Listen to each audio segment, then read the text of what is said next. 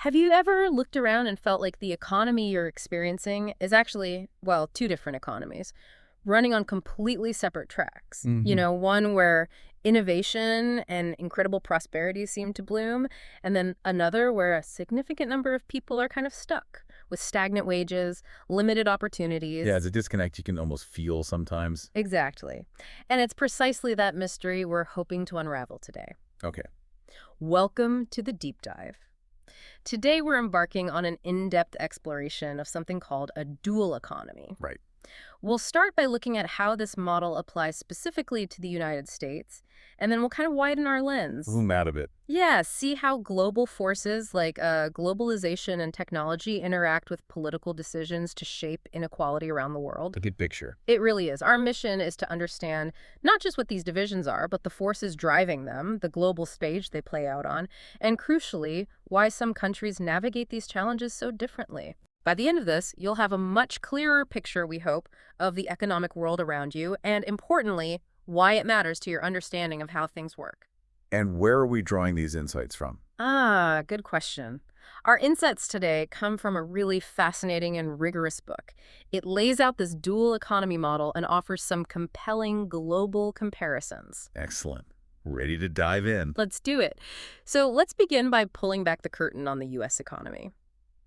This analysis we're exploring makes a pretty provocative central argument Okay. that the American economy has, in essence, split into a dual economy. It's an idea that draws inspiration, its spirit anyway, from the work of W. Arthur Lewis. Oh, the Nobel laureate. The Yeah. dual sector model guy. That's the one. He used it for developing economies, traditional versus modern sectors. Yeah. But here, we're applying that kind of thinking to two distinct modern sectors within the U.S. Interesting twist on his work. So what are the two sectors here? Right. So on one side, you've got what the source calls the FTE sector, stands for finance, technology, and electronics. Okay, the high growth areas we hear a lot about. Exactly. That's often the economy many of us think we live in, or at least the one we envision as the entire American economy. It's vibrant, innovative, often very rewarding for people in it. But there's another side. There is the low-wage sector, and this is where the analysis really challenges our perceptions. It's described as the depressed economy, and here's the kicker. Yeah. It is the largest part of the American economy. Wow. Okay, that is a big claim. The largest part, despite being overlooked. That's what the source argues. It really flips our perception of the U.S. economy on its head, doesn't it? It truly does. And I think a key point here is that the source frames this not just as, some people earning more than others. It's presented as a deep structural transformation. Structural how? Well, the argument is that the erosion of the middle class over recent decades has been a pivotal factor. It's helped create these two distinct segments. Okay, so the decline of the middle pushed people towards these two poles. That seems to be the implication. And there's a critical point about policy, too. What's that? The source contends that policies are primarily crafted by the FTE sector and, ultimately, designed for the benefit of the FTE sector. Oof, that's a strong statement. It is. But it offers a powerful framework for understanding maybe why economic growth feels so uneven, in your own community or industry. Why some policies seem to help one group and leave others behind. That paints a really stark picture of the U.S. It definitely makes me wonder, how unique is this American experience? Or do these same kinds of dynamics play out globally? That's the next logical question, isn't it? Because when you zoom out, the global picture gets really interesting, almost contradictory in some ways. How so? Well, our sources lay out three key propositions for understanding global inequality trends, and they kind of form a puzzle. Okay, lay them out for us. First, the world income distribution, looking between countries, has actually become more equal since the 1970s. Wait, more equal globally. That sounds counterintuitive with everything we hear about inequality. Right. That's proposition one. Proposition two. Despite that global trend, the failure of incomes in the American low-wage sector to grow really stands out. It's apparent even on that world stage. So the U.S. low-wage sector is lagging behind even as the world gets, on average, a bit more equal between nations. Exactly. It's presented as an anomaly. Mhm. And then third, to make sense of this contrast, global convergence versus American stagnation, the source argues political decisions shaped by national histories are absolutely essential. Ah, so it's not just pure economics driving everything. History and politics matter a lot. Precisely.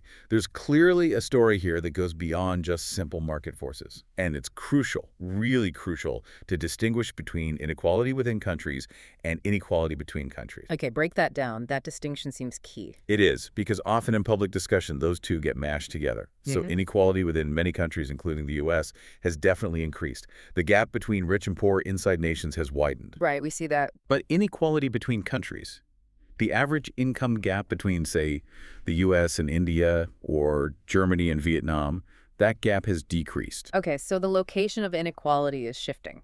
That's a great way to put it. The source suggests overall world inequality hasn't changed drastically in recent decades, but where it is located is changing.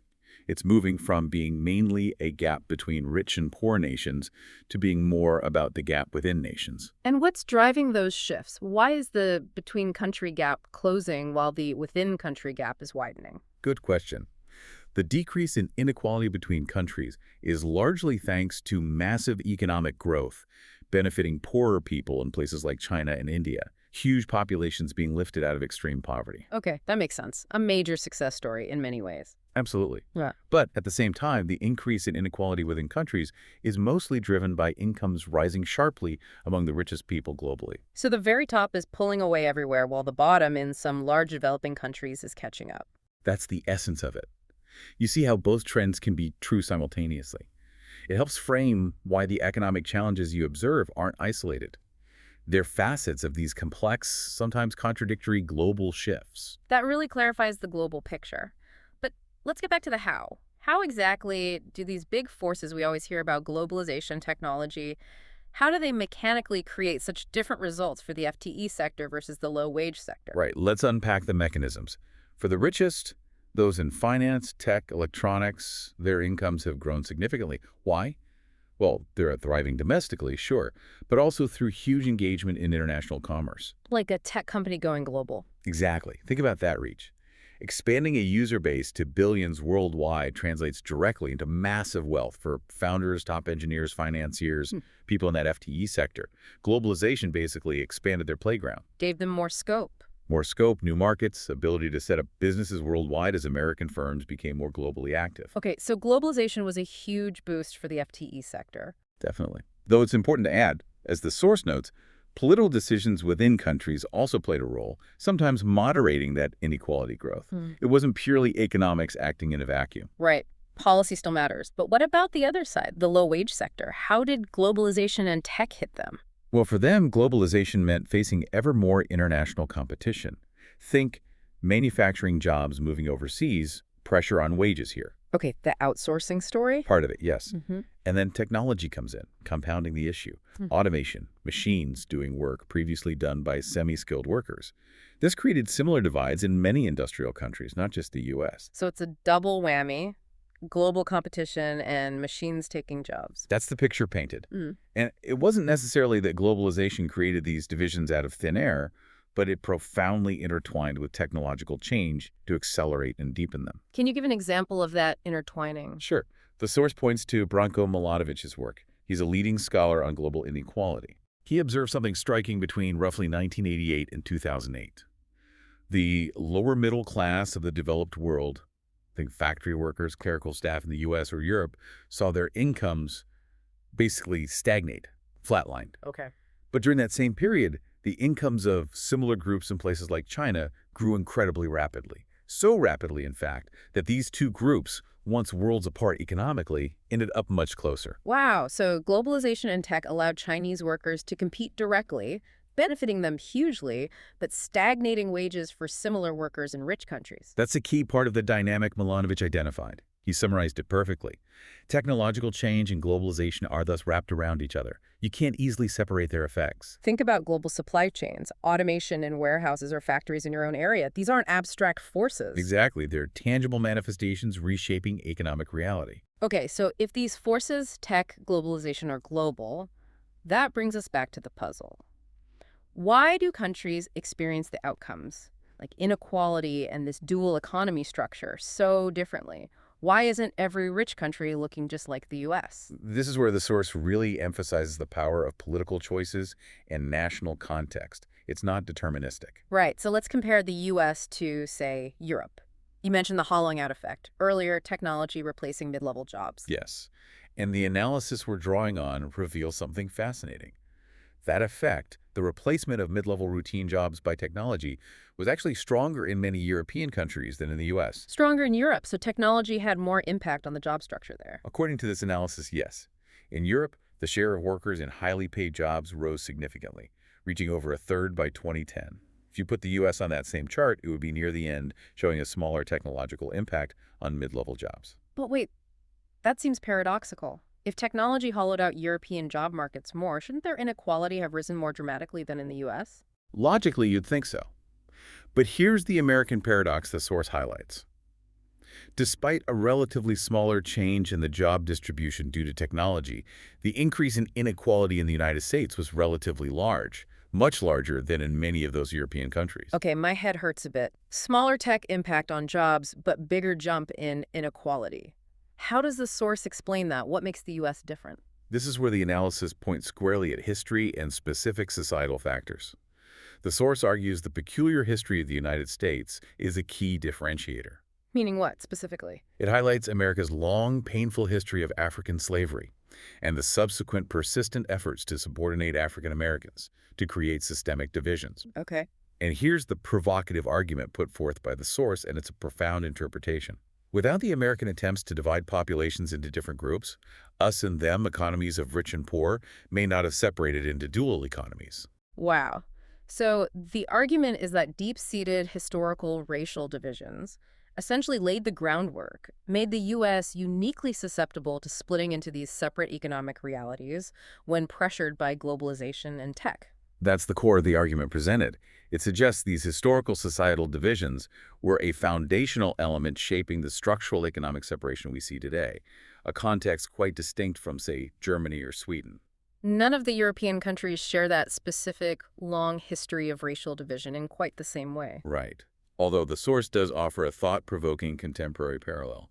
Oh. It suggests the large flow of Syrian refugees into Europe around 2015-2016 could potentially create something like the American division if proactive measures aren't taken to ensure integration and avoid creating an us versus them dynamic. So it's a warning that similar divisions could emerge elsewhere under certain pressures without the same historical baggage.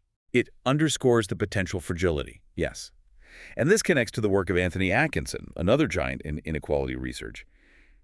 He agreed that tech and globalization are radically reshaping labor markets everywhere, widening wage gaps. Okay. But Atkinson stressed a crucial point, which the source echoes. Technological progress is not a force of nature. It's not inevitable. Exactly. Yeah. It reflects social and economic decisions. Choices by firms, by individuals, and by governments can influence the direction of technology and hence the distribution of income. That's powerful. It puts agency back into the picture. It's not just forces happening to us. It's about the choices we make in response. Precisely. Political and social choices aren't secondary effects. They're integral in shaping how these big economic forces actually play out. The landscape around you isn't fate. It's a consequence of history and choices. What a journey. We've gone from this idea of a dual economy in the U.S., zoomed out to global patterns of inequality, seeing how tech and globalization drive things, and landed right back on the crucial impact of political choices and unique national histories. Yeah, it really connects the local to the global and back again. It feels like the overarching insight, then, is that while these economic sources are powerful and global, the actual outcomes we see, the levels of inequality, whether a dual economy forms, are fundamentally shaped by decisions made within countries, decisions reflecting their unique histories, their social structures. Absolutely. It's a dynamic interplay, not some predetermined economic script, which I find, well, both daunting and kind of hopeful, actually. That leaves us with a lot to think about. Yeah. What stands out to you from this deep dive? Considering that potential the source mentioned for new challenges like refugee flows to maybe create similar divisions elsewhere, what kind of measures do you think societies need to take to avoid deepening these economic and social divides? That's the million-dollar question, isn't it? It is. And maybe more personally, what role do you see your own understanding, your own choices playing? How might they influence the direction of technology or the distribution of income right there in your community? Something to chew on. Definitely food for thought.